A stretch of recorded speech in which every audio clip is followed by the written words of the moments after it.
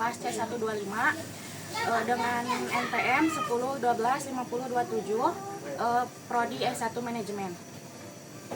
Perkenalkan, saya Rizky Rimawati dari PT Indomaret Prisma Tama.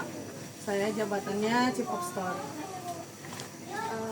Apa saja nilai etik utama yang harus dimiliki Chief of Store dan bagaimana cara menerapkannya? Sebenarnya masih jadi Chief of Store ya enak nggak enak sih, tapi ya diterimain aja. Tapi jadi bagaimananya, pertama tanggung jawab, kedua bisa berbaur sama yang lain, bisa menerima kekurangan dan kelebihan teman-teman. Itu sih sebenarnya. Terus bagaimana cara Ibu menangani situasi di mana seorang karyawan melanggar kode etik perusahaan seperti mencuri barang atau berbohong kepada pelanggan? Kalau berbohong kepada pelanggan mah, pertama cari dulu buktinya, benar atau tidaknya dia berbohong atau dia manipulasi. Kedua, ditanyain dulu alasannya kenapa dia berbohong. Ketiga, pertama sih maafin dulu, jadi dikasih penjelasan bahwa itu tuh salah. Terus kalau misalnya dia masih melakukan lagi ya dikasih dikasih keputusan ya di SP atau di out gitu. Jika ada konflik kepentingan antara keuntungan toko dan kesejahteraan karyawan, bagaimana cara Ibu memutuskannya secara etis? Kalau kepentingan karyawan sama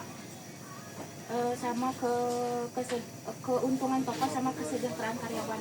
Kalau masalah keuntungan toko, sebenarnya emang tuntutan sih, tapi kalau misalnya udah membawa kesejahteraan saya mau memilih kesejahteraan, karena kalau misalnya keuntungan kan cuma buat kebahagiaan perusahaan, tapi kalau kebahagiaan karyawan kan kita semua yang menikmati, terus kita juga yang nyaman lah di tokonya kayak gimana gitu. Kalau misalnya nyari keuntungan pasti nyari keuntungan, tapi ya dilihat lagi sih bagaimana, balik lagi ke kitanya. Kalau misalnya menurut saya nggak mungkin nih, ya udah nggak usah gitu.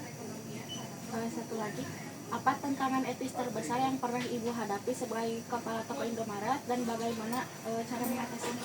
Tantangannya pertama ya karena sekarang banyak Gen Z ya, jadi ya harus banyak-banyak sabar, karena Gen Z itu pertama nggak bisa dididik secara militer. Kedua, kita harus banyak-banyak sabar karena dia mah gitu ya, gini, Gen Z mah susah menjelaskannya, nggak bisa dididik secara militer lah intinya mah, nggak bisa dibentak, nggak bisa di push buat barang-barang gitu Gen Z mah. Udah, sekian dari saya. Wassalamualaikum warahmatullahi wabarakatuh.